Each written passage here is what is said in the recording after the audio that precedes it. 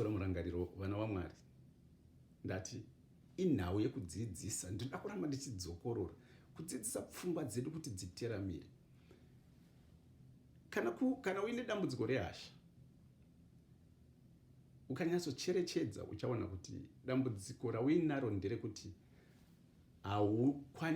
hauna mwoyo murefu. Kana usina mwoyo murefu, pfungwa dzako dzinomhanya kwakawanda, dzinogabha. Saka ukadzidzidzisa kuteramira, ukadzidzidzisa kudzoka panzvimbo yekugamuchira zviri kuitika, sezvo ndakareva pane zvirongwa zvakapfuura, kuti ukadzidza kuti zvataurwa nemunhu wongozvitora saizvozvo zvataurwa nemunhu, kwete kuda kufunga zvamari mwezuro, kwete kuda kufunga zvegore rinouya, kwete kuda kubatanidzira netumwe tunyaya twakapfuura kare, uchaona kuti nyaya yako dzimweni dzenguva haitsamwise sekutsamwisa kwaunoita kana ukaibatanidza netunyaya twakapfuura.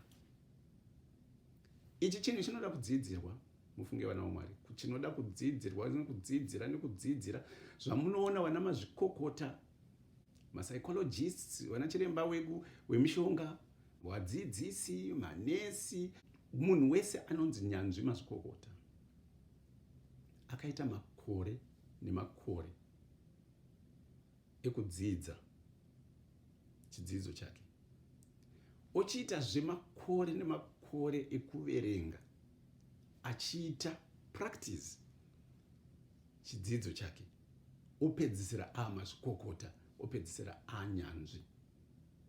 Saka kudzora murangariro zvakare chinhu chatinofanira kuti tidzidzire nguva nenguva. Hachisi chinhu chekuti nhasi waita mangwana woti nezuro zvinonyatsondifambira zvakanaka, woita kuswera mangwana, kwete. Chinhu chatinofanira kuti kana tatanga, vanoverenga mabhuku ane chekuita nezvekudzidzisa pfungwa vachakuudza kuti pfungwa dzijairire kuita chinhu nemazvo zvakanaka, dzinofanira kunge dzachiita kwemazuva 21 chete usingamiri, uchichiita kwenguva dzinodarika awa. Saka kuramba uchiita kunodzidzisa pfungwa dzako kuti dzidzidze kuti kuteramira kuita sei, kuti ukwanise kuti hasha dzangu ndinozvidzora inini pahasha dzangu. Unofanira kunge uchizviedza kuenda mumasituations anoita kuti unzwe hasha, uchizvidzora, uchiverenga uchizvidzora, uchiitwa uchizvidzora, uchiita sei, uchifunga uchizvidzora.